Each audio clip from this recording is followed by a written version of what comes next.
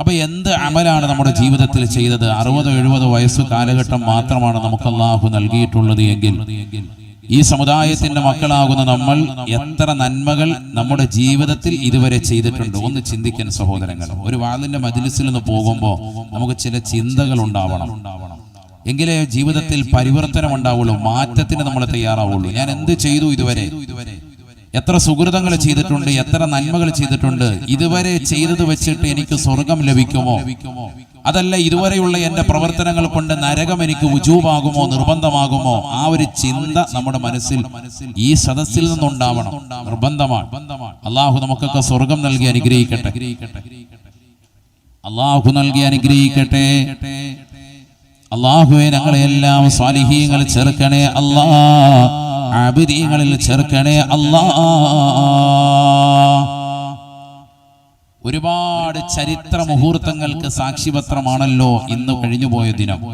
അതിലൊന്നായിരുന്നു മഹാനായ മുത്തുനബി മുഹമ്മദ് റസൂലുള്ളാഹി സല്ലല്ലാഹു അലൈഹി വസല്ലമ തങ്ങൾ പറയുന്നു, പ്രവാചകർ ഹജ്ജ് കഴിഞ്ഞ് തന്റെ അവസാന ജീവിത കാലഘട്ടത്തിൽ അവസാനത്തതായ ഏറ്റവും ശ്രദ്ധേയമായ അമൽ, ഇസ്ലാമിലെ പഞ്ചസ്തൂപ കർമ്മങ്ങളിൽ അവസാനത്തതാകുന്ന ഫർള് വീട്ടാൻ പ്രവാചകൻ മക്കയിൽ പോയി ഹജ്ജ് കഴിഞ്ഞ് തിരിച്ച് മദീനയിലേക്ക് എത്തിയപ്പോ അവിടെയുള്ള ജൂതന്മാർ നോമ്പ് അനുഷ്ഠിച്ചതായി കണ്ടു. എന്താണ് ഇന്നത്തെ ദിവസത്തിന്റെ പ്രത്യേകത? മദീനയിലുള്ളതാകുന്ന ആളുകൾ, ജൂതന്മാരായ യഹൂദികളാകുന്ന ആളുകൾ നോമ്പ് നോറ്റിരിക്കുന്നു. പറഞ്ഞു, ഞങ്ങളുടേതാകുന്ന മൂസാ പ്രവാചകൻ ഫിർഔനിൽ നിന്ന്, ലോകം കണ്ട ഏറ്റവും വലിയ ഏകാധിപതിയിൽ നിന്ന്, സ്വേച്ഛാധിപതിയിൽ നിന്ന് പരിപൂർണമായ സംരക്ഷണം റബ്ബ് സുബ്ഹാനഹു വ തആല നൽകിയതായ ദിനമാണ്. ഫിർഔനിൽ നിന്നും അവന്റെ കൂട്ടാളികളിൽ നിന്നും സംരക്ഷണം ലഭിച്ചു എന്ന് മാത്രമല്ല, ഫിർഔനെയും കൂട്ടാളികളെയും ചെങ്കടലിൽ മുക്കി കൊന്നതാകുന്ന ദിനം കൂടിയാണ് ആശുറാഇന്റെ ദിനം. അതിനെ നന്ദി പ്രകാശിപ്പിച്ചുകൊണ്ട് ഞങ്ങൾ ഇതാ നോമ്പ് നോൽക്കുന്നു എന്ന് പറഞ്ഞപ്പോ പരിശുദ്ധ പ്രവാചകർ സല്ലല്ലാഹു അലൈഹി വസല്ലമ തങ്ങൾ പറഞ്ഞു, ഫഅന അഹഖു ബിമൂസാ മിൻകും, നിങ്ങളെക്കാൾ മൂസാ നബി അലൈഹിസ്സലാമിനോട് പ്രവാചകത്വത്തിൽ സഹോദരനാകുന്ന എന്റെ ജ്യേഷ്ഠ സഹോദരനാകുന്ന മൂസയോട് ഏറ്റവും കൂടുതൽ ബന്ധം നിങ്ങളെക്കാൾ ഞാനാണെന്ന് പറഞ്ഞ് അഷ്റഫുൽ ഖൽഖ് സല്ലല്ലാഹു അലൈഹി വസല്ലമ തങ്ങൾ ആ പകലിന്റെ തുടക്ക സമയത്ത് പ്രവാചകന് നോമ്പ് നോറ്റ് ഐക്യദാർഢ്യം പ്രഖ്യാപിച്ചു എന്ന് ഹദീസുകളിൽ സുവ്യക്തമാണ്. ഇത് നടന്നത് പകൽ സമയത്താണ്, ഉച്ചയ്ക്ക് മുമ്പുള്ള സമയത്തും സന്ദർഭത്തിലുമാണ്. അതുകൊണ്ട് തന്നെ ഇമാമികൾ രേഖപ്പെടുത്തി, കർമ്മശാസ്ത്ര പണ്ഡിതന്മാർ രേഖപ്പെടുത്തി, ഒരാൾ സുന്നത്ത് നോമ്പ് അനുഷ്ഠിക്കുമ്പോൾ ഉച്ചയ്ക്ക് മുമ്പ് നോമ്പ് മുറിയുന്ന കാര്യങ്ങളെ തൊട്ട് പരിപൂർണമായി ശ്രദ്ധ ചെലുത്തിയവനാണ് എങ്കിൽ അതിലെല്ലാം പെട്ടു. അന്നപാനീയങ്ങൾ ഉപേക്ഷിക്കുക എന്നുള്ളത് പെട്ടു. എല്ലാ കാര്യങ്ങളും, കണ്ണും കാതും ശരീരത്തിന്റെ സർവ്വ അവയവങ്ങളും പരിപൂർണമായി അള്ളാഹുവിലേക്ക് തിരിച്ചുകൊണ്ട് നിലകൊണ്ടതാകുന്ന ഒരു വ്യക്തിയെ സംബന്ധിച്ചിടത്തോളം അവൻ ഉച്ചയ്ക്ക് മുമ്പ് സുന്നത്ത് നോമ്പാണെങ്കിൽ നിയ്യത്ത് വെച്ചാൽ മതി. പ്രവാചകൻ അങ്ങനെ ചെയ്തു കാണിച്ചു. അത് തന്നെ മതത്തിന്റെ നിയമമായി. എന്നാൽ റമളാനിലെ ഒരു നോമ്പ് ഖളാ വീട്ടുന്നവരാണ് എങ്കിൽ, ഇന്നും എന്നോട് ഒരാൾ ഒരു സംശയം ചോദിച്ചു, ഇന്ന് രാവിലെ റമളാനിലെ നോമ്പ് ഖളാ വീട്ടാൻ ഇതിനോടൊപ്പം നിയ്യത്ത് വെക്കാമോ? പകലിൽ പറ്റൂല. അങ്ങനെയെങ്കിൽ രാത്രിയിൽ തന്നെ നിയ്യത്ത് വെച്ചിരിക്കണം. കാരണം ഫർളായ നോമ്പിന് 2 കാര്യങ്ങൾ നിർബന്ധമാണ്. ഒന്ന് തബീയത്ത്, രാത്രിയിൽ തന്നെ ആവൽ നിർബന്ധമാണ്. രാത്രിയിൽ തന്നെ നിയ്യത്ത് വെച്ചിരിക്കണം. സുബഹിക്ക് മുമ്പ് തന്നെ നിയ്യത്ത് വെച്ചിരിക്കണം. മറ്റൊന്ന് തഅയ്യിന, നോമ്പ് ഏതാണ് എന്നുള്ളത് വ്യക്തമായിരിക്കണം. ഒന്നില്ലെങ്കിൽ റമളാനിന്റെ നോമ്പ്, അല്ലെങ്കിൽ ഏതെങ്കിലും പ്രായശ്ചിത്തത്തിന്റെ നോമ്പാണ്, കഫാറത്തിന്റെ ഇന്ന നോമ്പ്, ആ നോമ്പ് ഏതാണെന്നുള്ളത് വ്യക്തമാക്കിയിരിക്കണം. അപ്പൊ നോമ്പ് ഏതാണെന്നുള്ളത് വ്യക്തമാക്കണം. രണ്ടാമത്തത് രാത്രിയിൽ തന്നെ ആയിരിക്കണം, അഥവാ സുബഹിക്ക് ബാങ്ക് വിളിക്കുന്നതിന് മുമ്പ് തന്നെ നിയ്യത്ത് വെച്ചിരിക്കണം. അപ്പൊ റമളാനിന്റെ നോമ്പ് ഖളാ വീട്ടുകയാണെങ്കിൽ തലേന്ന് തന്നെ നിയ്യത്ത് വെക്കണം എന്നർത്ഥം. സുബഹിക്ക് മുമ്പ് തന്നെ റമളാനിലെ നോമ്പ് ഖളാ വീട്ടുന്നതിനോടൊപ്പം നാളത്തെ സുന്നത്ത് നോമ്പ് അനുഷ്ഠിക്കുന്നു, ഇന്ന നോമ്പ് അനുഷ്ഠിക്കുന്നു എന്നുകൂടി കരുതിയാൽ രണ്ടും ഹാസിലാകും. വളരെ ശ്രദ്ധിക്കേണ്ടതാണ്. സുന്നത്ത് നോമ്പിനോടൊപ്പം ഫർള് കൂടി കരുതണമെങ്കിൽ രാത്രിയിൽ തന്നെ വെച്ചിരിക്കണം എന്നാണ് പറഞ്ഞതിന്റെ അർത്ഥം.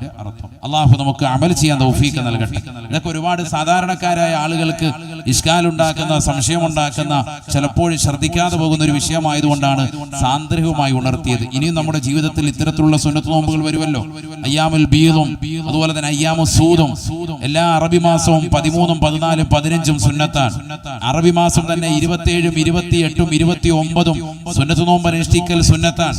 ഇങ്ങനെയുള്ള നോമ്പുകൾ വരുമ്പോൾ സ്ത്രീകൾക്ക് പ്രത്യേകിച്ച് റമദാനിൽ ഖളാ വിട്ടാനുള്ള നോമ്പുകൾ അത് അവരുടെ ഫർളിനോടൊപ്പം തന്നെ സുന്നത്തുകൾ കൂടി ശ്രദ്ധിക്കണം.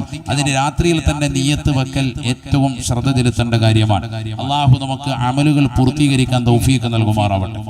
മുത്തനബി സല്ലല്ലാഹു അലൈഹി വസല്ലമ തങ്ങൾ പറഞ്ഞു, ലഇൻ ബഖീതു ഇലാ ഖാബിലിൻ ലഅസൂമന്ന താസിഅ, തീർച്ചയായും അടുത്ത വർഷം ഞാൻ ജീവിച്ചിരിക്കുകയാണ് എങ്കിൽ വരുന്ന വർഷം ഞാൻ മുഹറം 9 കൂടി നോമ്പ് അനുഷ്ഠിക്കുമെന്ന് ഹബീബ് മുഹമ്മദ് മുസ്തഫ സല്ലല്ലാഹു അലൈഹി വസല്ലം. പക്ഷേ പ്രവാചകർ പിന്നീട് ജീവിച്ചിരുന്നില്ല. 2 മാസങ്ങൾക്ക് ശേഷം പവിത്രമാക്കപ്പെട്ട മുഹറം കഴിഞ്ഞു. സഫർ, റബീഉൽ അവ്വലിൽ പ്രവാചകൻ ഈ ലോകത്ത് നിന്ന് വിട പറയുകയും ചെയ്തു. അള്ളാഹു അടുത്ത ദറജ ഉയർത്തുമാറാവട്ടെ. ആ മുത്തുനബിയുടെ പൊരുത്തവും അവിടുത്തെ ശഫാഅത്തും നമുക്ക് ഏവർക്കും അള്ളാഹു നസീബാക്കുമാറാവട്ടെ. അള്ളാഹു നസീബാക്കട്ടെ. അള്ളാഹുവേ, ഞങ്ങൾക്ക് പ്രവാചകരുടെ ശഫാഅത്ത് നീ നസീബാക്കണേ അല്ലാഹ്. പ്രിയമുള്ളവരെ, പരിശുദ്ധ പ്രവാചകർ സല്ലല്ലാഹു അലൈഹി വസല്ലമ തങ്ങൾ ആ പറഞ്ഞതിന്റെ ഒരൊറ്റ അടിസ്ഥാനത്തിലാണ് നമ്മൾ മുഹറം 9 കൂടി സുന്നത്ത് നോമ്പ് അനുഷ്ഠിക്കുന്നത്. ചിലർ ഇപ്പോഴും വാദിക്കുന്നുണ്ട് പ്രവാചകൻ ചെയ്തില്ലല്ലോ.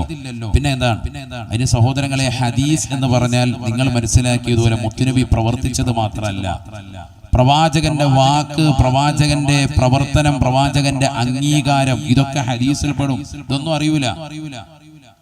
ഈ പരിശുദ്ധമായ മുഹറവുമായി ബന്ധപ്പെട്ടുകൊണ്ട് ധാരാളം അഅമാലുകൾ ചെയ്യേണ്ടതാകുന്ന കാര്യങ്ങൾ ഹദീസിന്റെ വെളിച്ചത്തിൽ പണ്ഡിതന്മാർ രേഖപ്പെടുത്തുമ്പോൾ അതൊക്കെ ലൈഫല്ലേ, അതല്ലേ, ഇതല്ലേ എന്ന് ചോദിക്കുന്നവർ ഹദീസിൻ്റെതാകുന്ന നിദാന ശാസ്ത്രങ്ങൾ കൃത്യമായി പഠിക്കാത്തവരാണ്, മനസ്സിലാക്കാത്തവരാണ്. ഹദീസുകൾ പല സെക്ഷനുണ്ട്. സ്വഹീഹുണ്ട്, ഹസനുണ്ട്, ലഈഫുണ്ട്. ലഈഫ് തന്നെ 81 മോഡലുണ്ട്. ഇതൊക്കെ തന്നെ അമലിന് പറ്റുന്നതാണ് എന്ന് ബഹുമാനപ്പെട്ട നബിയുമാമ തങ്ങൾ വ്യക്തമായി രേഖപ്പെടുത്തിയിട്ടുണ്ട്. അദ്കാറടക്കമുള്ള ഗ്രന്ഥങ്ങൾ രേഖപ്പെടുത്തിയിട്ടുണ്ട്. മൗളൂആയ ഹദീസുകളുണ്ട്, നിർമ്മിതമായ ഹദീസുകൾ. ആശുറാഇന്റെ സുദിനത്തിൽ പ്രത്യേക നിസ്കാരങ്ങളുണ്ട്. അതുപോലെ ശഅബാൻ 15-ന് പ്രത്യേക നിസ്കാരമുണ്ട്. അത് ഇന്ന സൂറത്തുകൾ ഓതി നിസ്കരിക്കണം എന്നൊക്കെ പറയുന്നത് ഫബിദ്അത്തുൻ ഖബീഹത്തുൻ, അത് ഏറ്റവും മോശപ്പെട്ടതാകുന്ന ബിദ്അത്താണ്. അത് പുത്തൻ പ്രസ്ഥാനമാണ്. അത് പരിശുദ്ധ ദീനിൽ അടിസ്ഥാനമില്ല എന്ന് ഫത്ഹുൽ മീൻ അടക്കമുള്ള ഗ്രന്ഥങ്ങളിൽ സുവ്യക്തമായി പണ്ഡിതന്മാർ രേഖപ്പെടുത്തി വെച്ചിട്ടുള്ളതാണ്. അതല്ലാത്തതാകുന്ന ലഈഫായ ഹദീസുകൾ തന്നെ അമൽ ചെയ്യാൻ പറ്റുന്നതാണ് എന്നാണ് പണ്ഡിതന്മാർ എല്ലാവരും പറഞ്ഞിട്ടുള്ളത്. അത് അംഗീകരിക്കാത്തവരാണ് എങ്കിൽ സ്വഹീഹായ ഹദീസുകൾ ലോകത്ത് തന്നെ ഇല്ല എന്ന് പറയേണ്ടി വരും. ഹദീസുകൾ തന്നെ നല്ലത് കുറവായിട്ട് ഇസ്ലാമിന്റെ പ്രമാണം തന്നെ നഷ്ടപ്പെട്ടു പോയി എന്ന് പറയേണ്ടി വരും. മറ്റൊരു വിഷയമാണ്. ഞാനിപ്പോൾ അതിലേക്ക് കൂടുതലായി കടക്കുകയല്ല, സാന്ദ്രവുമായി ഒന്ന് ഉണർത്തിയെന്ന് മാത്രം. അതുകൊണ്ട് ഇമ്മത്തുകൾ, ഉസ്താദുമാർ മഹല്ലത്തുകളിൽ നിന്ന് അവർ ഓരോ വിഷയങ്ങളും ശ്രദ്ധ ചെലുത്തി ഇന്ന ദിക്ർ ഇന്ന ദിവസം ചെല്ലണം, ഇന്ന അമൽ ചെയ്യണമെന്ന് പറയുമ്പോൾ അത് മനസ്സിലാക്കണം. ആ ഹദീസ് സ്വഹീഹല്ല, അത് അങ്ങനെയാണ് ഇങ്ങനെയാണെന്നൊക്കെ പറയുന്നവർ ലഈഫായ ഹദീസ് കൊണ്ട് തന്നെ അമൽ ചെയ്യാൻ പറ്റും എന്നാണ് പണ്ഡിതന്മാർ രേഖപ്പെടുത്തി വെച്ചിട്ടുള്ളത്. എത്രയോ അത്തരത്തിലുള്ള ഹദീസുകൾ കോർവ് ചെയ്ത് വ്യക്തമാക്കിയതാകുന്ന സംഭവങ്ങൾ എത്രയോ ഇമാമികൾ പിൽക്കാലത്ത് അവരുടെ പുസ്തകങ്ങളിൽ തന്നെ രേഖപ്പെടുത്തിയതായി കാണാം. തഴവാ ഉസ്താദിന്റെ അൽ മവാഹിബുൽ ജലി അടക്കം എത്രയോ അമലിന് പറ്റുന്നതായ കാര്യങ്ങൾ ബഹുമാനപ്പെട്ടവർ ചേർത്തു വെച്ചതായി നമുക്ക് കാണാവുന്നതാണ്. മനസ്സിലാക്കണം. അള്ളാഹു നമുക്ക് നമ്മുടെ ജീവിതത്തിൽ അതൊക്കെ ശ്രദ്ധ ചെലുത്തി മനസ്സിലാക്കാൻ, അവരൊക്കെ നിസാരക്കാരല്ല, വിവരമില്ലാത്തവരല്ല എന്ന് നമുക്ക് എല്ലാവർക്കും അറിയാം. അതുകൊണ്ട് അതനുസരിച്ച് ചിട്ടയായ ജീവിതം നയിക്കാൻ അള്ളാഹു നമുക്ക് തൗഫീഖ് നൽകട്ടെ. സാന്ദ്രവുമായി ഒന്ന് ഉണർത്തിയെന്ന് മാത്രം. പെങ്ങളെ, പഠിച്ചു വെക്കേണ്ട പാഠമാണ്. കയ്യിലുള്ള സ്വർണത്തിന്റെ വള കൊണ്ടുപോയി പണയം വെച്ചിട്ട് ഉംറയ്ക്ക് വേണ്ടി തയ്യാറാകുന്ന സഹോദരി, പാടില്ല. നിന്റെ ഉംറ തന്നെ നിഷിദ്ധമാണ്. ഹലാലായ സമ്പാദ്യത്തിലൂടെയല്ലാതെ ഹജ്ജിനോ ഉംറയ്ക്കോ മുഅ്മിനായ മനുഷ്യ നിന്റെ വീട്ടിലുള്ളതാകുന്ന ആഹാര പാനീയങ്ങൾക്കോ ഒരു കാര്യത്തിനോ നീ സമ്പത്ത് ചെലവഴിക്കരുത്. തീർത്തും ഹലാലാവൽ നിർബന്ധമാണ്. ശ്രദ്ധിക്കണം. നബിയാ റസൂലുള്ളാഹി സ്വല്ലല്ലാഹു അലൈഹി വസല്ലമ തങ്ങൾ പറഞ്ഞതാണ്, മാനബത മിനൽ ഹറാം ഫന്നാറു ഔലാ ബിഹി. പലിശയുമായി ബന്ധപ്പെട്ടിട്ടുള്ള പണവുമായി വീട്ടിലേക്ക് അരിയുമായി കടന്നു വരുന്ന സഹോദരാ, നിന്റെ അരിയാഹാരം കഴിക്കുന്ന പാവപ്പെട്ട വാപ്പയില്ലേ, പ്രായം ചെന്നതായ ഉമ്മയില്ലേ, വീടിനകത്തളത്തിൽ നിലകൊള്ളുന്നതായ മുല കുടിക്കുന്ന പ്രിയപ്പെട്ട പൊന്നുമോളില്ലേ, അവൾ എന്ത് പിഴച്ചു പ്രിയപ്പെട്ട വാപ്പ? നീ ചെയ്യ തമ്മാടിത്തരത്തിന് അവർ കൂടി നരകത്തിലാണ്, നരകത്തിലാ. ഫന്നാറു ഔലാ ബിഹി, നരകവുമായി ബന്ധപ്പെട്ടതാകുന്ന ശരീരമാണ് അവരുടെ ശരീരമെന്ന് എന്ന് ഹബീബുനാ ശഫീഉനാ റസൂലുള്ളാഹി.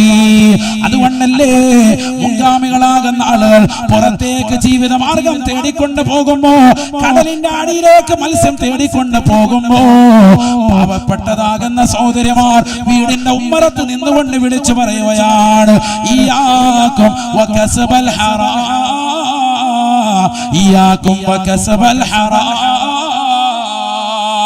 കടലിന്റെ അടിയിലേക്ക് മത്സ്യബന്ധനത്തിന് പോകുന്ന പ്രിയപ്പെട്ട ഭർത്താവേ, കടലിനോട് മത്സരിക്കാൻ പോകുന്ന ഭർത്താവേ, ഇയ്യാകും വകസബൽ ഹറാം. പ്രവാസ ലോകത്തേക്ക് പോകുന്ന പ്രിയപ്പെട്ട ഭർത്താവേ, നിങ്ങൾ ഹറാം കൊണ്ടുവരരുതേ, കൊണ്ടുവരരുതേ. ഫൈനാ നസ്ബിറു അലൽ ജൂ വലാ നസ്ബിറു അലൻ നാർ. ഞങ്ങൾ നരകത്തിന്റെ മേൽ ക്ഷമിക്കാൻ തയ്യാറല്ല, തയ്യാറല്ല. ഹറാം സമ്പാദിച്ചു കൊണ്ടുവന്ന് അതിലൂടെ ഞങ്ങൾ കന്നമൂട്ടിയാൽ ഞങ്ങളും നരകത്തിന്റെ വിറകൊള്ളികളാ. നരകത്തിന്റെ മേൽ ക്ഷമിക്കാൻ ഞങ്ങൾക്ക് പറ്റൂല, പറ്റൂല. ഫൈനാ നസ്ബിറു അലൽ ജൂ, മാസങ്ങൾ പട്ടിണി കിടക്കാൻ ഞങ്ങൾ റെഡിയാണ്, റെഡിയാ. നിങ്ങൾ ഗൾഫിലേക്ക് പോയി, നിങ്ങൾ മത്സ്യബന്ധനത്തിന് പോയി, നിങ്ങൾ തിരിച്ചു വരുമ്പോ വെറും കൊട്ടയോടുകൂടിയാണ് വന്നിട്ടുള്ളത്. മത്സ്യമില്ല, സമ്പത്തില്ല. ഞങ്ങൾക്ക് പ്രശ്നമല്ല, പ്രശ്നമല്ല. കാരണം ഹലാല് മാത്രമേ ഭുജിക്കാവുള്ളൂ എന്ന് അല്ലാഹുവിന്റെ റസൂല് പറഞ്ഞതല്ലേ. മോശപ്പെട്ട സമ്പാദ്യവുമായി നിങ്ങൾ കടന്നു വരരുതേ, കടന്നു വരരുതേ. ദാരിദ്ര്യമാണോ? ഞങ്ങൾ ക്ഷമിക്കാൻ റെഡിയാണ്. നരകം വിലക്ക് വാങ്ങിക്കൊണ്ടുവരരുതേ. ഭർത്താക്കന്മാരോട് ഭാര്യമാർ പറഞ്ഞിരുന്ന ഒരു കാലഘട്ടത്തിൽ നിന്ന് ഇന്ന് എവിടേക്കാണ് സമൂഹം പോയത്? ഭർത്താവ് ഒന്നിച്ചുകൊണ്ട് പറമ്പോക്ക് ഭൂമികളിലേക്ക് പോയിക്കൊണ്ട് ശരീരത്തെ വിറ്റ് തിന്നുന്ന സഹോദരിമാരില്ലേ? 4-5 പ്രസവിച്ചതാകുന്ന സഹോദരിമാര് സ്വന്തം ഭർത്താവ് അറിയാതെ മറ്റുള്ള പരപുരുഷന്മാർക്ക് ശരീരത്തെ വില പറയുന്നതായ അവസ്ഥയിലേക്ക് ലോകം പോയില്ലേ? നഊദു ബില്ലാഹ്. മാനം വിറ്റുകൊണ്ട് ജീവിക്കുന്ന പെങ്ങളെ, ആഖിറത്തെ ഭയക്കുന്നില്ല പെങ്ങളെ, നരകത്തെ ചിന്തിക്കുന്നില്ല പെങ്ങളെ, മരണത്തെ ഓർക്കുന്നില്ല പെങ്ങളെ. പാരത്രികമാകുന്ന ലോകത്ത് പടച്ച റബ്ബ് നിനക്ക് നൽകുന്ന ശിക്ഷയെ കുറിച്ച് എന്തേ പെങ്ങളെ ചിന്തിക്കാതെ പോയത്? ഇന്നത്തെ തലമുറയിലെ സഹോദരങ്ങളുടെ സഹോദരിമാരുടെ പോക്കി എങ്ങോട്ടാണ്, പൊങ്ങോട്ടാണ്. അല്ലാഹുവിന്റെ റസൂല് പറഞ്ഞില്ലേ, മിൻഹാ നികാഹുർ റജുലി അർറജുല വനികാഹുൽ മർഅതി അൽ മർഅത. അവസാന കാലഘട്ടത്തിലേക്ക് വരുമ്പോ സ്ത്രീകൾ സ്ത്രീകളുമായി ലൈംഗിക വേഴ്ച നടത്തിക്കൊണ്ട് സ്വർഗരതി അനുരാഗികളായി അതിൽ വിവാഹത്തിന് വേണ്ടി നിർബന്ധിക്കുന്ന കാലഘട്ടം വരുമേ. പുരുഷൻ പുരുഷനുമായി ലൈംഗിക ബന്ധത്തിൽ ഏർപ്പെട്ടുകൊണ്ട് സ്വയംഭൂ അണിയുന്നതായ കാലഘട്ടം കാണാതെ ലാ തഖൂമുസ്സാ. അല്ലാഹുവിന്റെ റസൂല് പറഞ്ഞത്തേക്ക് ഇന്ന് നമ്മുടെ കലാലയങ്ങൾ എത്തിയില്ലേ? +2 പഠിക്കുന്ന മകള് പറയുകയാണ്, വാപ്പാ എനിക്ക് നിങ്ങൾ കണ്ടുപിടിച്ചതാകുന്ന മാരനെ എനിക്ക് വേണ്ട വാപ്പാ. എനിക്ക് വേണ്ടത് എന്റെ കൂടെ പഠിച്ചതാകുന്ന ഫാത്തിമയാണ്, എന്റെ കൂടെ പഠിച്ച ആയിഷയാണ്, എന്റെ കൂടെ പഠിച്ച ഉമ്മ കുൽസൂമ. ഞാൻ അവളുമായിട്ട് ശാരീരിക ബന്ധത്തിൽ ഏർപ്പെട്ടുപോയി. ഒരുപാട് കാലം ഞങ്ങളിതാ സ്വർഗരതി അനുരാഗികളായി പ്രണയ ജോഡികളായി ജീവിച്ച ജീവിച്ചവരാ, ഇനി ഞങ്ങൾക്ക് പിരിയാൻ വയ്യ എന്ന് പെണ്ണുങ്ങളെ തന്നെ പരസ്യമായി വിളിച്ചു പറയുന്ന, അതിനുവേണ്ടി ഏതറ്റം വരെ കോടതി മുറിയിലേക്ക് കയറി ചെല്ലാനും എത്ര വക്കീലിനെ വെച്ചുകൊണ്ട് വാദിക്കാനും സമ്പത്ത് ചെലവഴിച്ചുകൊണ്ട് ആ രീതിയിൽ ലോകത്ത് നിറമാടാൻ വേണ്ടി ഇന്നത്തെ മുസ്ലിം സമുദായം പോലും അതപ്പതിച്ചില്ലേ. സമ്പത്തിന് വേണ്ടി കാണിച്ചു കൂട്ടുന്ന തോന്നിവാസങ്ങൾ എന്തൊക്കെയാണ്. എവിടെയാ എത്തിയത്? ഇവിടെ ശ്രദ്ധിക്കണേ. എന്താണ് ഫിർഔനുമായി ബന്ധപ്പെട്ടിട്ടുള്ള വിഷയം? നമുക്കൊരു ആശുറായിന്റെ ദിനത്തിലൂടെ നമുക്ക് ചില പാഠങ്ങളുണ്ട്. ഇനി വരുന്ന ജീവിതത്തിൽ ചില പാഠങ്ങൾ, അതാണ് ഇനി പറയാൻ പോകുന്നത്. ശരിക്കും മനസ്സിലാക്കാൻ ആരാണ് ഫിർഔൻ ലഅനത്തുല്ലാഹി അലൈഹി. ബിസ്മില്ലാഹിർ റഹ്മാനിർ റഹീം. هل أتاك حديث موسى إذ ناداه ربه بالوادي المقدس طوى اذهب إلى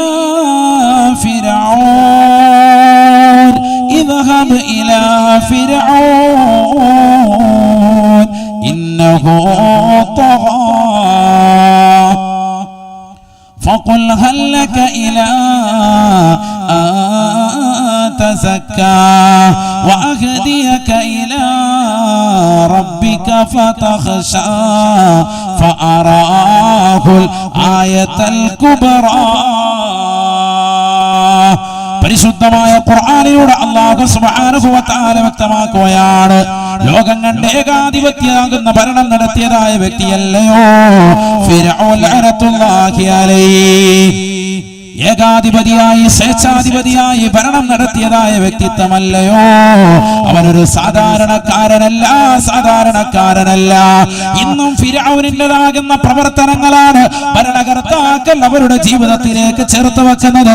മോശപ്പെട്ട ഭരണം നയിക്കുന്നവർ ലോകത്തിന്റെ പല കോണുകളില്ലേ, ലോകത്തിന്റെ പല ഭാഗങ്ങളില്ലേ, ആ ഭരണാധികാരികൾ മുഴുവനും ഭരണം നടത്തുന്നത് ഫിർഔൻ ലോകത്തെ കാഴ്ചവെച്ചതായ മാതൃകയാണ്. ആരാണ് ഫിർഔൻ? ഇന്ന ഫിർഔന അലാ ഫിൽ അർദ് വജഅല അഹ്ലഹാ ശിയആ. ഈ ലോകത്തെ ഏറ്റവും അഹങ്കാരിയായി ധിക്കാരിയായി നിലകൊണ്ടതായ ഭരണാധികാരിയത്രേ ഫിർഔൻ എന്ന പരിശുദ്ധമായ ഖുർആൻ. ഏറ്റവും വലിയ അഹങ്കാരിയും ധിക്കാരിയുമായിരുന്നു. എന്താണ് അഹങ്കാരം എന്ന് പറഞ്ഞാൽ? അൽ കിബറു ബത്റുൽ ഹഖി വ ഗംതുൻ നാസ്. നബി സല്ലല്ലാഹു അലൈഹി വസല്ലം തങ്ങൾ ഹഖിനെ ഒളിപ്പിച്ചു വെക്കുക, മറച്ചു വെക്കുക, സത്യത്തെ മറച്ചു വെക്കുക. അതാണ് എന്ത് പറയുക? കിബർ എന്ന് പറയുന്നത്. സത്യം അറിഞ്ഞാൽ അത് വിശ്വസിക്കൂല, അതിനെ പരിപൂർണമായി മൂടി വെക്കാൻ വേണ്ടി പരിശ്രമിക്കുക. അതാണ് കിബർ, അഹങ്കാരം. മൂസാ നബി അലൈഹിസ്സലാം സത്യമാണ്, അള്ളാഹു സത്യമാണെന്നറിയാം, പക്ഷെ ആ സത്യത്തെ മൂടി വെക്കാൻ വേണ്ടി കിണഞ്ഞ് പരിശ്രമിച്ചുകൊണ്ട് നടന്നു. ഏകാധിപതിയും ഛത്രാധിപതിയുമായ ഭരണം നടത്തി ഞാനാണ് റബ്ബി എന്ന് വാദിച്ചുകൊണ്ട് നിലകൊണ്ടു ഫിർഔൻ ലഅനത്തുല്ലാഹി അലൈഹി. മനസ്സിലാക്കണം, ഈജിപ്തിലെ അക്കാലഘട്ടത്തിലേതാകുന്ന ഭരണാധികാരികൾക്ക് നൽകപ്പെടുന്ന സ്ഥാനപ്പേരാണ് ഫിർഔൻ എന്നുള്ളത്. എല്ലാ ഫിർഔനും എന്തല്ല? ലഅനത്തുല്ലാഹി അലൈഹി അല്ല, ശപിക്കപ്പെട്ടവരല്ല. ചില ഭരണാധികാരികൾ തന്നെ അള്ളാഹുവിനെ കൊണ്ട് വിശ്വസിച്ച, പ്രവാചകന്മാരെ കൊണ്ട് വിശ്വസിച്ച നല്ല ഭരണാധികാരികൾ ഫറവോമാരും ഉണ്ടായിട്ടുണ്ട്.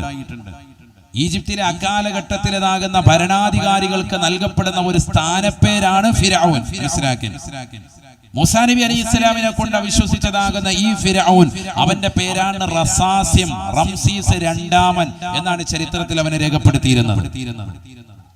നിങ്ങൾക്കറിയില്ലേ, ഈജിപ്തിൽ പോയിട്ടുള്ളവരുണ്ടോ ഈ സദസ്സിൽ? ഈജിപ്തിൽ പോയിട്ടുള്ളവർക്കറിയാം, അവിടെയുള്ളതാകുന്ന ടെക്സ്റ്റൈൽസ് ഷോപ്പുകൾ, അവിടെയുള്ളതാകുന്ന കടമുറികൾക്ക് 70% കടകൾക്ക് പേരുള്ളത് ഇപ്പോഴും. വർഷം എത്രയോ കഴിഞ്ഞു, 3000-4000 വർഷങ്ങൾ കഴിഞ്ഞിട്ട് പോലും ഫിർഔനിൻ്റെതാകുന്ന പേര്, അവന്റെ പേരാണ് പല കടകൾക്കും ഇപ്പോഴും ഇട്ടിരിക്കുന്നത്. മുസ്ലിം ഭരണ പ്രദേശമാണ് ഈജിപ്ത് ഇപ്പോൾ. എന്നിട്ട് പോലും അവിടെയുള്ള ടെക്സ്റ്റൈൽസ് ഷോപ്പുകൾക്ക് ഈജിപ്തിൽ ഒരു കാലഘട്ടത്തിൽ ഭരണാധികാരിയായി അവിടെയുള്ള ആളുകളെ കൈവെള്ളയിലിട്ടുകൊണ്ട് അമ്മാനമാടി വിറപ്പിച്ചിരുന്നതാകുന്ന ഫിർഔനിന്റെ യഥാർത്ഥ പേര് റസാസ്യം, റംസീസ് രണ്ടാമൻ എന്ന് തുടങ്ങുന്ന പേരുകൾ എത്രയോ ടെക്സ്റ്റൈൽസ് ഷോപ്പുകൾക്ക് ഇപ്പോഴും ഉണ്ട് എന്നുള്ള വസ്തുത അറിയണം. അപ്പൊ എത്രത്തോളം സ്വാധീനം അവൻ ചെലുത്തിയിട്ടുണ്ട് വർഷങ്ങൾ ഇത്രയും കഴിഞ്ഞിട്ട് എന്ന് എന്റെ പ്രിയപ്പെട്ട സഹോദര സഹോദരിമാർ നല്ലതുപോലെ മനസ്സിലാക്കണം. ആളൊരു നിസ്സാരക്കാരനായിരുന്നില്ല, സാദാ സീത ഒരു വ്യക്തിയായിരുന്നില്ല. അവനെ പോലെ ഒരു തെമ്മാടിയും ധിക്കാരിയും അഹങ്കാരിയുമായ ഒരു ഭരണാധികാരി ഇതുവരെ വന്നിട്ടുമില്ല, ഇനി വരികയുമില്ല. അതാണ് ഞാൻ പറയുന്നത്. അവരിൽ നിന്നാണ് എല്ലാ തെമ്മാടിത്തരങ്ങളുടെയും തുടക്കം, എല്ലാ അഹങ്കാരത്തിന്റെയും സ്വേച്ഛാധിപത്യത്തിന്റെയും തുടക്കം അവരിൽ നിന്നാണ്. ഖുർആൻ പറയാൻ ഇന്നിപ്പോ ഡിവൈഡ് ആൻഡ് റൂൾ എന്നുള്ള തസ്തികയിലേക്ക് ആളുകളെ കൊണ്ടുപോകുന്നുണ്ട്, ഭിന്നിപ്പിച്ച് ഭരിക്കുക. അതിലേക്ക് നമ്മുടേതാകുന്ന ഭരണങ്ങളും ഇന്ത്യ രാജ്യത്തിന്റെ ഭരണ പ്രത്യയശാസ്ത്രവും ഒക്കെ ആ രീതിയിലേക്ക് മാറിയിരിക്കുന്നു എന്നുള്ളത് ഒരു വസ്തുത തന്നെയാണ്. ജനങ്ങളെ ഭിന്നിപ്പിച്ച് ഭരിക്കുക, പല തട്ടുകളാക്കി ഭരിക്കുക. മണിപ്പൂർ അതിനൊരു ഉദാഹരണം മാത്രമാണ്. കഴിഞ്ഞ മെയ് 4-ാം തീയതി അവിടെ നടന്നതാകുന്ന സംഭവ വികാസങ്ങൾ പാവപ്പെട്ടതാകുന്ന സ്ത്രീകളെ വസ്ത്രാഭിഷേകം നടത്തിയിട്ട് പരസ്യമായി നടുറോഡിലൂടെ നടത്തിയിട്ട് അവരുടേതാകുന്ന രഹസ്യമാക്കപ്പെട്ടതാകുന്ന ശരീരത്തിന്റെ അവയവങ്ങളിലേക്ക് കയറി പിടിച്ച് അവരെ വല്ലാതെ മൃഗീയമായി പ്രയാസപ്പെടുത്തി നിഷ്ഠൂരമായി മർദ്ദിക്കുകയും അവരുടേതാകുന്ന ശരീരത്തിൻ്റെതാകുന്ന രഹസ്യാവയവങ്ങൾ ഒരു പെണ്ണിനെ സംബന്ധിച്ചിടത്തോളം അവരുടേതാകുന്ന ഏറ്റവും വിലപ്പെട്ടതാകുന്ന കനപ്പെട്ട മാനത്തെ പരിപൂർണമായി വില പറഞ്ഞുള്ള പരസ്യമായി ആളുകൾ കൂട്ടം കൂടി റോഡിലൂടെ പെണ്ണുങ്ങളെ തുണിയില്ലാതെ നടത്തിച്ചിട്ട് അവരുടേതാകുന്ന ശരീരത്തിൻ്റെതാകുന്ന സീക്കട്ടാക്കപ്പെട്ട ഭാഗങ്ങളിൽ പിടിച്ച് രസിച്ചവരെ പ്രയാസപ്പെടുത്തുന്നതായ ചിത്രങ്ങൾ, വീഡിയോ ചിത്രങ്ങൾ ഇവിടെ പ്രചരിച്ചു. അത് പ്രചരിച്ചത് 2 മാസങ്ങൾക്ക് ഇപ്പുറമാണ്. കാരണം 2 മാസത്തോളം ഇന്റർനെറ്റ് വിച്ഛേദിക്കപ്പെട്ടിരുന്നു മണിപ്പൂർ എന്നുള്ള വസ്തുത എന്റെ പ്രിയപ്പെട്ട സഹോദരങ്ങൾ ഇതിനോട് ചേർത്ത് വായിക്കേണ്ടതുണ്ട്. ഇങ്ങനെ അവിടെയുള്ളതാകുന്ന വിഷയങ്ങളെ കുറിച്ച് മിണ്ടാനോ മിണ്ടിയപ്പോൾ തന്നെ വേണ്ട രീതിയിൽ അതിനുള്ള നടപടിയെടുക്കാനോ കേവലം ഒരു പറച്ചിലപ്പുറം ഇതൊക്കെ ഒരു രാഷ്ട്രീയത്തിന്റെ തന്ത്രമായി മെനഞ്ഞുകൊണ്ട് നിലനിൽക്കുന്നതല്ലാതെ ജനങ്ങളെ ഡിവൈഡ് ആൻഡ് റൂൾ എന്ന നിലയിലേക്ക് ഭിന്നിപ്പിച്ച് ഭരിപ്പിക്കുന്ന ഒരു രാഷ്ട്രീയ തന്ത്രത്തിലേക്ക് ഇന്ത്യ രാജ്യത്തിൻ്റെതാകുന്ന അവസ്ഥാവിശേഷം തന്നെ മാറി മറിഞ്ഞു എന്നുള്ളത് എന്റെ പ്രിയപ്പെട്ട സഹോദരങ്ങൾ അറിയണം. ഇത് എവിടെ നിന്നാണ് വന്നത്? ഇത് ഇന്നലകൾ തുടങ്ങിയതല്ല, ഇത് ഫിർഔനാണ് ഇതിന് തുടക്കം കുറിച്ചത് എന്ന് പരിശുദ്ധമായ ഖുർആൻ പഠിക്കണം. നമ്മൾ ഖുർആൻ അല്ലാഹു സുബ്ഹാനഹു വ തആല പറയാൻ ഈ സംഭവം ആദ്യമായി തുടങ്ങിയത് ജനങ്ങളെ ഭിന്നിപ്പിച്ചുകൊണ്ട് ഭരിപ്പിക്കുന്നതാകുന്ന ഒരു ശൈലി ആദ്യമായി ലോകത്ത് കാഴ്ചവെച്ചത് ഫിർഔന. ബിസ്മില്ലാഹിർ റഹ്മാനിർ റഹീം. ഇന്ന ഫിർഔന അലാ ഫിൽ അർദ് വജഅല അഹ്ലഹാ ശിയആ. ലോകത്തെ ഏകാധിപതിയായി സ്വേച്ഛാധിപതിയായി അഹങ്കാരിയായി ധിക്കാരിയായി ഭരണം നടത്തിയെന്ന് മാത്രമല്ല വജഅല അഹ്ലഹാ ശിയആ. ഖിബ്തി വംശജരായി ഇസ്രായേലി ജനതയായി ജനങ്ങളെ മാറ്റി നിർത്തുകയാണ്. ഒരു ഭാഗത്ത് സവർണ മേധാവിത്വം കാണിക്കുകയാണ് ഫിർഔൻ. അവർണരെയും ദലിത വിഭാഗങ്ങളെയും പിന്നോക്ക വിഭാഗങ്ങളെയും തള്ളുകയാണ്. സമ്പത്തിന്റെ ഉത്തുംഗതയിലേക്ക് കയറുകയാണ് ഫിർഔൻ. സമ്പത്തില്ലാത്തവരുമായി ചർച്ചയില്ല, സമ്പത്തില്ലാത്തവരുമായി വർത്തമാനമില്ല. സമ്പത്തില്ലാത്തവരുമായിട്ട് യാതൊരുവിധ വർത്താനം തന്നെ ഇല്ല. ഒരിക്കലും മൂസാ നബി അലൈഹിസ്സലാമും ബഹുമാനപ്പെട്ട ഹാറൂൻ നബി അലൈഹിസ്സലാമും ഇസ്ലാമികമാകുന്ന ദർശനം പറയാൻ വേണ്ടി അവൻ്റെതാകുന്ന കൊട്ടാരത്തിനുള്ളിലേക്ക് കടന്നു വന്നപ്പോൾ തന്നെ അവൻ പറഞ്ഞു, ഇവരുടെ കയ്യിൽ വളയില്ലേ? അസ്ഫിറത്തും മിൻ ദഹബിൻ. സ്വർണത്തിനാലുള്ള വള അവരുടെ കൈവശമില്ലാത്തതെന്ത്? സ്വർണത്തിന്റെ വളയുള്ളവർക്ക് അകത്തേക്ക് കടക്കാൻ പറ്റൂ. അവൻ്റെതാകുന്ന കൊട്ടാരത്തിനുള്ളിലേക്ക് കടക്കണമെങ്കിൽ കയ്യിൽ നല്ല സ്വർണത്തിന്റെ വള വേണം എന്ന് പറഞ്ഞാൽ നല്ല കാശും പുത്തമ്പണം ഉള്ളവൻ മാത്രം മതി വർത്താനം, അല്ലാത്തവനൊക്കെ മാറ്റി നിർത്തുകയാണ്. ഖുർആനാണ് അസ്ഫിറത്തും മിൻ ദഹബിൻ. ഇവരുടെ കൈവശം സ്വർണത്തിൻ്റെതാകുന്ന വളയില്ലേ. മൂസാ നബി അലൈഹിസ്സലാമും ഹാറൂൻ നബി അലൈഹിസ്സലാമും പരിശുദ്ധമായ ദീനിൻ്റെതായ ദഅവത്തുമായി ഫിർഔനിൻ്റെതാകുന്ന അകത്തളത്തിലേക്ക് അവന്റെ കൊട്ടാരത്തിനുള്ളിലേക്ക് കയറി ചെന്നപ്പോ അവൻ ജനങ്ങളോട് ചോദിക്കുകയാണ്, സ്വർണത്തിന്റെ വള എന്തേ ഇവരുടെ കൈവശമില്ലാത്തത്? ഇത്തരത്തിലുള്ള ആളുകളെ എന്തിനാണ് എന്റെ അടുക്കലേക്ക് സമ്മതം നൽകിയത്, എന്നെ കാണാൻ വേണ്ടി കടന്നു വരുന്നത്? ഈ രീതിയിൽ അധർമ്മം വാഴ്ത്തിക്കൊണ്ട് ഏറ്റവും വലിയതാകുന്ന സവർണ മേധാവിത്വത്തിന്റെ ഉടമയായി ജനങ്ങൾക്കിടയിൽ ഭിന്നിപ്പിച്ച് ഭരിച്ചവനായിരുന്നു ഫിർഔൻ എന്ന് പരിശുദ്ധമായ ഖുർആൻ. يستضعف طائفة منهم മിൻഹും അതിലുള്ള ഒരു വിഭാഗങ്ങളെ പാവപ്പെട്ടതാകുന്ന ഒരു വിഭാഗത്തെ തളച്ചിടുകയാണ് അവർമരായ ആളുകളെ, മോശപ്പെട്ടതാകുന്ന ആളുകളെ, സമ്പത്തിൽ ഉത്തുംഗതയിലേക്ക് ഒരു നിലയ്ക്കും എത്താത്തതാകുന്ന പാവങ്ങളെ അവിടെ അടിച്ചമർത്തിക്കൊണ്ട് ജീവിച്ചിരുന്നു ഫിർഔൻ എന്ന പരിശുദ്ധമായ ഖുർആൻ.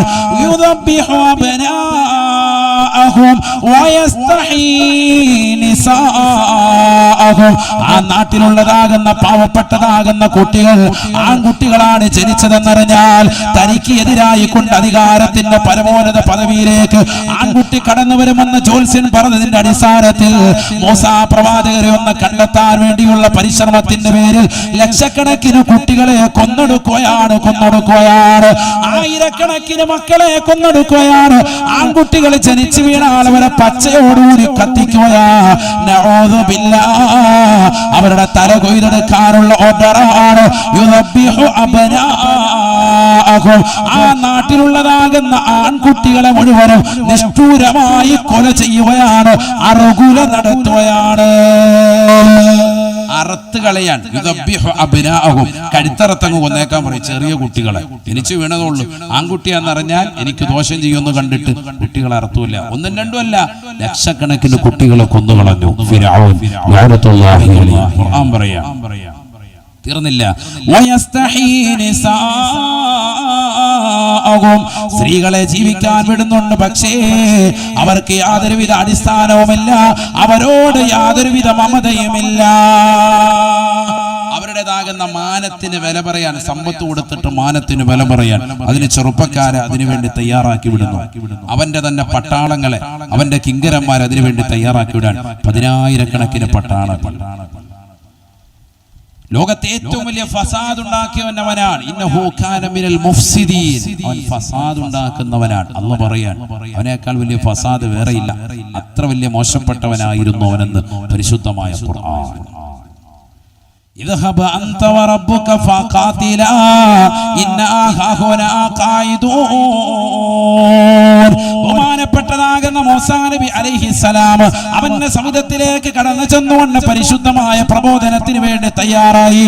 അല്ലാഹുവിനെ കൊണ്ട് വിശ്വസിക്കണമെന്ന് ഹാറൂൻ നബി അലൈഹിസ്സലാമിനോടൊപ്പം ചെന്നുകൊണ്ട് പറഞ്ഞപ്പോ അവനെ കളിയാക്കുകയാണ്, തമാശിക്കുകയാണ്. ബഹുമാനപ്പെട്ടതാകുന്ന മൂസാ പ്രവാചകരോട് അവൻ മോശമായ രീതിയിൽ പെരുമാറുകയാണ്. അല്ലയോ മൂസാ നബിയെ, അല്ലയോ മൂസാ പ്രവാചകരെ, നിങ്ങൾ എന്റെ അടുക്കലേക്ക് ദഅവത്തുമായി കടന്നു വരേണ്ടതില്ല. നിങ്ങളെ കൊണ്ട് ഞാൻ അവിശ്വസിക്കുകയാ. അന റബ്ബുകുമുൽ അലാ.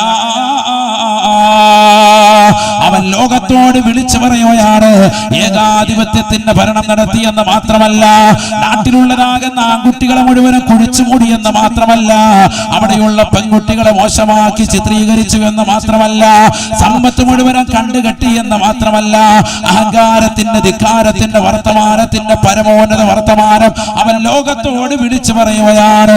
അന റബ്ബുകുമുൽ അലാ മാലകും മിൻ ഇലാഹിൻ ഗൈരി. പരിശുദ്ധമായ ഖുർആനിൽ പല സ്ഥലങ്ങളിലായി അല്ലാഹു രേഖപ്പെടുത്തുകയാണ്. അവൻ ജനങ്ങളോട് വിളിച്ചു പറഞ്ഞു അത്രേ, യാ അയ്യുഹൽ മലഉ, അല്ലയോ ഇസ്രായേലി ജനതേ, നിങ്ങൾ എന്നെ അറിയണേ, മാലകും മിൻ ഇലാഹിൻ ഗൈരി.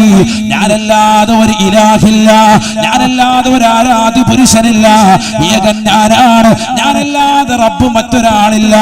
അന റബ്ബുകുമുൽ അലാ, ഏറ്റവും ഉന്നതനായ റബ്ബ് ഞാനാണ്. ഈ ലോകത്തിന്റെ സൃഷ്ടികർത്താവായ, ജഗന്നിയന്താവായ, പരിപാലകനായ, സർവേശ്വരനായ, സർവാധിപതിയായ, സർവലോക സൃഷ്ടിപ്പിൻ സംഹാരകർത്താവായ ഏകൈക വ്യക്തി ഞാൻ മാത്രമാ. എന്നെ വെല്ലാൻ ഒരാൾക്കും കഴിയുകയില്ല. അവന്റെ വാക്കാണ്, അവൻ പറഞ്ഞ ഡയലോഗ്. അല്ലാഹു പറയാൻ, അന റബ്ബുകുമുൽ അലാ, ഏറ്റവും വലിയ റബ്ബ് ഞാനാണ്, രക്ഷിതാവ് ഞാനാണ്. ലോകത്ത് ആരെങ്കിലും പറഞ്ഞ വാക്കാണിത്? ഇന്ന് ജീവിച്ചിരിക്കുന്ന ഭരണാധികാരികൾ പറഞ്ഞിട്ടുണ്ടോ? ഈ രീതിയിൽ ധൈര്യപ്പെട്ടവരുണ്ടോ? തീർന്നില്ല. അവൻ പറയുകയാണ്, യാ ഖൗം, അല്ലയോ സമൂഹമേ സമൂഹമേ, വഖാല ഫിർഔനു ലിഖൗമിഹി, ഫിർഔൻ തന്നെ സമൂഹത്തെ വിളിച്ചുകൊണ്ട് പറയുകയാണ്, അല്ലയോ സമൂഹമേ, ഈ മിസ്ർ എന്ന് പറയുന്ന പട്ടണം എന്റെ അധികാരത്തിലാണ്, എന്റെ അധികാരത്തിലാണ്. ഞാൻ അറിയാതെ ഒരു ഇല ചലിക്കുകയില്ല കേട്ടോ, ഞാൻ അറിയാതെ ഒരു മണൽത്തരി പോലും ഇളകുകയില്ല കേട്ടോ. വഹാദിഹിൽ അൻഹാറു തജ്രീ മിൻ തഹ്തി, ഈ ഭൂമിയിലൂടെ നടക്കുന്നതായ ഈ പരിശുദ്ധമാക്കപ്പെട്ടതാകുന്ന ഈജിപ്തിന്റെ മണ്ണിലൂടെ ഒഴുകുന്നതായ ലോകത്തെ ഏറ്റവും മനോഹരമായ നദിയില്ലേ, നൈൽ എന്ന് പറയുന്ന സുന്ദരമായ നദിയില്ലേ, ആ നൈൽ നദി ഒഴുകുന്നത് എന്റെ അധീനതയിലാണ്, എന്റെ കാൽച്ചുവട്ടിലാണ്. ലോകത്ത് ഒരു ഭരണാധികാരിയും പറയാത്ത വാക്കാണ്. ആരെങ്കിലും പറയാറുണ്ടോ? എന്റെ അധീനതയിലാണ് ഗംഗ ഒഴുകുന്നത്, എന്റെ അധീനതയിലാണ് യമുന ഒഴുകുന്നത്, എന്റെ അധീനതയിലാണ് ഭാരതപ്പുഴ ഒഴുകുന്നത്. പറയാറുണ്ടോ? ആരെങ്കിലും പറഞ്ഞിട്ടുണ്ടോ അങ്ങനെ? ഇതുവരെ ആരും പറഞ്ഞിട്ടില്ല. ഒരാള് പറയാനും മുതിർന്നിട്ടില്ല. പക്ഷെ ഫിർഔന് മുതിർന്നു. അതാണ് മനസ്സിലാക്കേണ്ടത്. എന്റെ അധീനതയിലാണ് ഇതൊക്കെ പോകുന്നത്. ലോകത്തെ ഏറ്റവും നീളം കൂടിയ നദിയാണ് നൈൽ നദി. അതിന്റെ ഉത്ഭവം ഇന്നും ശാസ്ത്രം കണ്ടെത്തിയിട്ടില്ല. പലതും പറയുന്നുണ്ടെങ്കിലും യാഥാർത്ഥ്യം ഇന്നും അതിന്റെ ഉത്ഭവം കണ്ടെത്തിയിട്ടില്ല. അതിന്റെ ഉത്ഭവം അർശിന്റെ താഴ്ഭാഗത്ത് നിന്നാണെന്ന് നബി മുഹമ്മദ് മുസ്തഫ. അവിടെയാണ് ദീൻ പഠിക്കൽ. ഇവിടെ നിരീശ്വരവാദികളും യുക്തിവാദികളും ഒക്കെ തളം കെട്ടി നിൽക്കുന്ന ലോകത്താണ് നമ്മൾ നിലകൊള്ളുന്നത്. പരിശുദ്ധ പ്രവാചകൻ പറയുന്നു, പരിശുദ്ധമാക്കപ്പെട്ടതാകുന്ന നൈൽ നദിയുടെ ഉത്ഭവം, അതിന്റെ തുടക്കം, എല്ലാ നദിക്കും ഒരു തുടക്കമുണ്ട്. എവിടുന്നാണ് അത് ഉത്ഭവിക്കുന്നത്? ഇന്ന നദി, നമ്മുടെയൊക്കെ നാട്ടിൽ ഒഴുകുന്ന നദി, അതിന്റെ തുടക്കം എവിടെ? എല്ലാവർക്കും അറിയാം. പക്ഷെ ഈ നദിയുടെ തുടക്കം എവിടുന്നാണെന്ന് ഇന്ന് വരെ ശാസ്ത്രം കണ്ടെത്തിയിട്ടില്ല. ഇത്രയേറെ വികസിച്ചു 2023 ചന്ദ്രയാനെ വീണ്ടും വീണ്ടും അയച്ചുകൊണ്ടിരിക്കുന്നു. എല്ലാ നിലയ്ക്കും വലിയതാകുന്ന വിക്ഷേപങ്ങൾ നടത്തിയിരിക്കുന്നതാകുന്ന ആളുകൾ ഇവിടെയുണ്ട്, ഇന്ത്യ രാജ്യത്തുണ്ട്. ലോകത്തിന്റെ പല ഭാഗങ്ങളിൽ വലിയ വലിയ ശാസ്ത്രജ്ഞന്മാർ നിരീക്ഷണ പരീക്ഷണ ഗവേഷണങ്ങൾ നടത്തിയിട്ട് പോലും കണ്ടെത്താൻ പറ്റിയിട്ടില്ല. അനുമാനമാണ്, ഇന്നത് അനുമാനിച്ച് പറയാൻ എടുത്തുന്നായിരിക്കാം. അതിന്റെ യഥാർത്ഥ ഉത്ഭവം ഉള്ളത് അർശിന്റെ താഴ്ഭാഗത്ത് നിന്നാണെന്ന് ഹബീബ് മുഹമ്മദ് മുസ്തഫ. ഭയങ്കര നദിയാണ് നൈൽ നദി, സാരല്ല. അല്ലാഹു നേരിട്ടൊന്ന് കാണാൻ അല്ലാഹു നമുക്ക് തൗഫീഖ് നൽകട്ടെ. അൽഹംദുലില്ലാഹ്, ഈ വിനീതന് സൗഭാഗ്യം ഉണ്ടായിട്ടുണ്ട്. നമുക്കൊക്കെ അതിന് അല്ലാഹു അവസരം നൽകി അനുഗ്രഹിക്കട്ടെ. പലസ്തീൻ യാത്രയിൽ നിങ്ങൾ അതൊക്കെ കാണും. പലസ്തീൻ, ജോർദാൻ, ഇസ്രായേൽ, ഈജിപ്ത്, ഈ രാജ്യങ്ങളിലുള്ള യാത്രകളിലൂടെ മഹത്തുക്കളാകുന്ന മഹാന്മാരുടെ മഖാമുകൾ സന്ദർശിക്കാനും ബൈത്തുൽ മഖ്ദിസ് അടക്കമുള്ളതാകുന്ന പുണ്യമാക്കപ്പെട്ട ഗേഹങ്ങളൊന്ന് കാണാനും 2 റക്അത്ത് നിസ്കരിക്കാനും ഇബ്രാഹിം നബിയും മൂസാ നബിയും യാക്കൂബ് നബിയും മഹത്തുക്കളാകുന്ന സർവ്വ പ്രവാചകന്മാരെയും സിയാറത്ത് ചെയ്യാനും ഒക്കെ ഉള്ള അവസരം. അതോടൊപ്പം തന്നെ ഈജിപ്തിൽ എത്രയോ മഹത്തുക്കൾ അടങ്ങിയിട്ടുണ്ട്. ഇമാം ഷാഫി റളിയല്ലാഹു അൻഹു, ഇബ്നു ഹജർ അൽ അസ്ഖലാനി റഹിമഹുല്ലാഹ്, ബഹുമാനപ്പെട്ട സക്കരിയ അൽ അൻസാരി റളിയല്ലാഹു അൻഹു, നഫീസത്തുൽ മിസ്രിയ റളിയല്ലാഹു അൻഹാ, ബഹുമാനപ്പെട്ട ഹുസൈൻ റളിയല്ലാഹു അൻഹുവിന്റെ ബറക്കത്താക്കപ്പെട്ട അവിടുത്തതാകുന്ന ശിരസ്, അവിടുത്തെ തല അടക്കം ചെയ്യപ്പെട്ടിരിക്കുന്നതാകുന്ന ജാമിഉൽ ഹുസൈൻ അടക്കമുള്ളതാകുന്ന പവിത്രമാക്കപ്പെട്ട പള്ളി. ഇന്നത്തെ ദിനത്തിൽ അതിങ്ങനെ ഒരു പ്രത്യേകത കൂടിയുണ്ട്. ഹുസൈൻ റളിയല്ലാഹു അൻഹു ഷഹീദായ ദിവസം കൂടിയാണ്. ആരാണ് ഹുസൈൻ റളിയല്ലാഹു അൻഹു? മുത്തുനബി സല്ലല്ലാഹു അലൈഹി വസല്ലം തങ്ങളുടെ പേരക്കുട്ടി ഹസൻ ഹുസൈൻ റളിയല്ലാഹു അൻഹു. അവരിൽ ഹുസൈൻ റളിയല്ലാഹു അൻഹുവിനെ ശത്രുക്കൾ അതിക്രൂരമായി വധിച്ച് അവിടുത്തെ കഴുത്ത് വെട്ടിയെടുത്ത് ആ ശിരസ് ബറക്കത്താക്കപ്പെട്ട ശിരസ് അത് ബഹുമാനപ്പെട്ടതാകുന്ന ജമാലുദ്ദീൻ എന്ന് പറയുന്ന വലിയതാകുന്ന ഭരണാധികാരിയുടെ കാലഘട്ടത്തിൽ ഈജിപ്തിലേക്ക് കൊണ്ടുവന്ന് കർബല യുദ്ധത്തിലാണ്, ഇറാഖിലെ കർബലയിൽ വെച്ചാണ് യുദ്ധം നടക്കുന്നത്. അവിടെയാണ് അദ്ദേഹത്തിന്റെ ശരീരം മറവിട്ട് കിടക്കുന്നത്. അതല്ല, അവിടെ തന്നെ അദ്ദേഹത്തിന്റെ തലയും ഉണ്ട് എന്ന് ചരിത്രകാരന്മാർ രേഖപ്പെടുത്തുന്നു. ആ തല കൊണ്ടുവന്ന് ജന്നത്തുൽ ബഖീൽ ഫാത്തിമ ബീബി റളിയല്ലാഹു അൻഹ എന്ന മുത്തുനബിയുടെ പ്രിയപ്പെട്ട മകൾ അഥവാ ഹുസൈൻ റളിയല്ലാഹു അൻഹ ഉമ്മയുടെ ചാരത്ത് കബറടക്കിയെന്ന് അൽ ബിദായത്തു വൻ നിഹായ അടക്കമുള്ള ഗ്രന്ഥങ്ങളിൽ ഇമാമികൾ രേഖപ്പെടുത്തുന്നുണ്ട്. അതിനപ്പുറം വേറൊരു പണ്ഡിതന്മാർ പറയുന്നു, അതല്ല, ബഹുമാനപ്പെട്ട ജമാലുദ്ദീൻ എന്ന് പറയുന്നതാകുന്ന ഈജിപ്തിന്റെ ഭരണാധികാരിയുടെ കാലഘട്ടത്തിൽ ഈ തല പൊന്നും വില കൊടുത്തുകൊണ്ട് അസ്കലാൻ എന്ന് പറയുന്ന പ്രവിശ്യയിൽ നിന്ന് 30 30,000-ഓളം സ്വർണ്ണ നാണയം കൊടുത്തു കൊണ്ടുവന്ന് ഈ തല കൊണ്ടുവന്ന് ഹുസൈൻ റളിയല്ലാഹു അൻഹുവിന്റെ ഈ ശിരസ് കൊണ്ടുവന്ന് പവിത്രമാക്കപ്പെട്ട ഈജിപ്തിന്റെ മണ്ണിൽ ജാമിഉൽ ഹുസൈൻ എന്ന് പറയുന്ന പള്ളിയുടെ പരിസരത്ത് കൊണ്ടുവന്ന് ഖബറടക്കം ചെയ്തിട്ടുണ്ട് എന്നും ചരിത്രം. ഞാൻ അവിടെ പോയിട്ടുണ്ട്. ലക്ഷക്കണക്കിന് ആളുകളാണ് സിയാറത്ത് ഇങ്ങനെ വന്നുകൊണ്ടിരിക്കുന്നത്. ഭയങ്കര അഭൂതമായ തിരക്കാണ്. 24 മണിക്കൂർ. പ്രവാചകന്റെ പേരക്കുട്ടിയല്ലേ? സാരക്കാരാണോ? സുബ്ഹാനല്ലാഹ്. പ്രവാചകന്മാരുടേതാകുന്ന അവരുടെ പരമ്പരയിൽ അഹ്ലു ബൈത്തിന്റെ ഒരു രക്തത്തുള്ളിക്ക് ലോകത്തുള്ള കോടിക്കണക്കിന് ആലിമീങ്ങൾ ചേർന്നാലും ഒരിക്കലും സമാനമാവൂല. അള്ളാഹുവിടത്തേക്ക് ദറജ ഉയർത്തുമാറാവട്ടെ. അവരുടെ പൊരുത്തം അള്ളാഹു നൽകി അനുഗ്രഹിക്കട്ടെ. അവര് ഷഹീദായത് നമ്മൾ ഈ നിലകൊള്ളുന്നത് പോലെ ഒരു വെള്ളിയാഴ്ച സുദിനത്തിലാണ്. മുഹറം 10 ഇതേപോലെ ഒരു വെള്ളിയാഴ്ച സുദിനത്തിലാണ് അവർ ഷഹീദായത് എന്നുകൂടിയും ഇന്നത്തെ സുദിനത്തിൽ ഓർക്കൽ നിർബന്ധമാണ്. അള്ളാഹു അവിടുത്തെ ദറജ ഉയർത്തട്ടെ. അവിടുത്തെ ഒരു പൊരുത്തം ഹുസൈൻ റളിയല്ലാഹുവിന്റെ പൊരുത്തം ഷഹീദാണ്. അതുകൊണ്ട് തന്നെ മഹത്വം വളരെ വലുതാണ്. സാധാരണക്കാരെ പോലെയല്ല ഷഹീദ്, സാധാരണക്കാരെ പോലെയല്ല പ്രവാചകന്റെ കുടുംബം അഹ്ലു ബൈത്ത്. ഒരിക്കൽ പ്രവാചകർ സല്ലല്ലാഹു അലൈഹി വസല്ലമ തങ്ങളുടെ അടുക്കൽ ബഹുമാനപ്പെട്ടതാകുന്ന ഉമർ ബിൻ അബീ സലമത്ത് റളിയല്ലാഹു അൻഹു പറയുന്നു, പ്രവാചകൻ പറഞ്ഞു, ഒരു കരിമ്പുടപ്പ് കൊണ്ടുവരിൻ, ഒരു പുതപ്പ് കൊണ്ടുവരിൻ. അപ്പോൾ ഒരു കമ്പിളി പുതപ്പ് കൊണ്ടുവരപ്പെട്ടു. പ്രവാചകൻ ആ പുതപ്പെടുത്തിട്ട് ഇങ്ങനെ മൂടിയ കൂട്ടത്തിൽ ആരെയൊക്കെയാണ് കൂടെ ചേർത്തത്? ബഹുമാനപ്പെട്ട അലി റളിയല്ലാഹു അൻഹുവിനെ, മകളാകുന്ന ഫാത്തിമ ബീവിയെ, ഹസൻ ഹുസൈൻ റളിയല്ലാഹു അൻഹുമയും ചേർത്തിട്ട് പറഞ്ഞു, ഹൗലാഇ അഹ്ലു ബൈത്തി, ഇതാണ് എൻ്റെ അഹ്ലു ബൈത്ത്. അല്ലാഹുമ്മ തഹ്ഹിർഹും തത്ഹീറാ, ഇവരെ നീ ശുദ്ധീകരിക്കണേ എന്ന് മുത്തുനബി സല്ലല്ലാഹു അലൈഹി വസല്ലമ തങ്ങൾ ദുആ ചെയ്തു. പ്രവാചകൻ ഇങ്ങനെ തലയിലേക്ക് തല മാത്രം പ്രവാചകൻ വെളിയിലിട്ടിട്ട് അള്ളാഹുവിന്റെ റസൂൽ പറഞ്ഞു, ഇവനാണ് എൻ്റെ അഹ്ലു ബൈത്ത്. അവരുടെ പരമ്പരയിലൂടെ കടന്നു വന്ന പ്രവാചക പരമ്പരയിലൂടെ കടന്നു വന്ന മഹത്തുക്കളാണ് ഇന്ന് കേരളത്തിലും ലോകത്തിന്റെ പല ഭാഗങ്ങളിലുമുള്ള സാദാത്യങ്ങൾ എന്നറിയുന്നു. അവർ നിസ്സാരക്കാരല്ല. അവരെ നമ്മൾ താഴ്ത്തിക്കെട്ടാൻ പാടില്ല. അഹ്ലു ബൈത്ത് ഏറ്റവും ഉയർന്ന വ്യക്തിത്വങ്ങൾ തന്നെയാണ്. അവരെ നിസ്സാരരാക്കാൻ പാടില്ല. അങ്ങനെ ഒരു വിഭാഗം ഇല്ല എന്ന് വാദിക്കുന്നവർ ഇന്നുകൊണ്ട് ലോകത്ത് ഏറ്റവും വലിയ പടുവിഡ്ഢികളാണ് അവർ.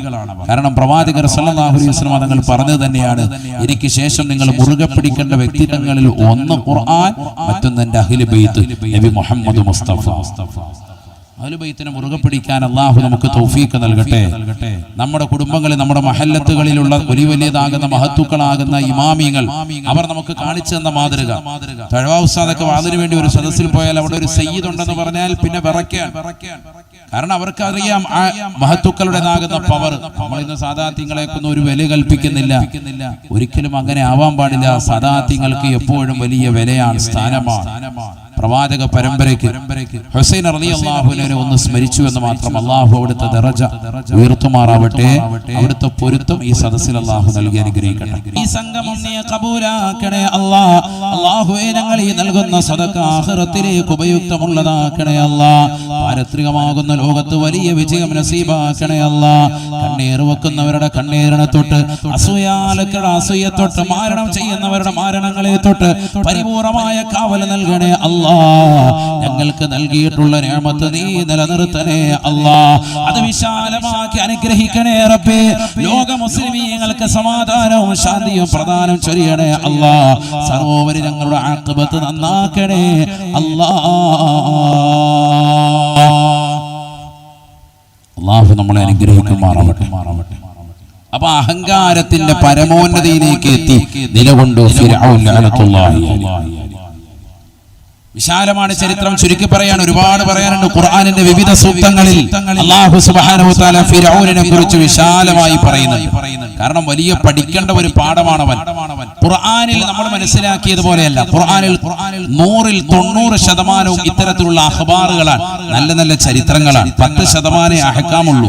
നിസ്കരിക്കും, നോമ്പ് പിടിക്കും, സക്കാത്ത് കൊടുക്കൽ, കള്ളു കുടിക്കരുത്, വ്യഭിചരിക്കരുത് എന്ന് തുടങ്ങിയതാകുന്ന കൽപ്പന നിരോധന ക്രിയകളുള്ളത് 10%. ബാക്കി 90% അഖ്ബാറാണ്, ചരിത്രങ്ങളാണ്. ഇത് പറയുമ്പോൾ ജനങ്ങളുടെ ഹൃദയാന്തരങ്ങളിൽ ചലനം സൃഷ്ടിക്കും. അതിനാണത്.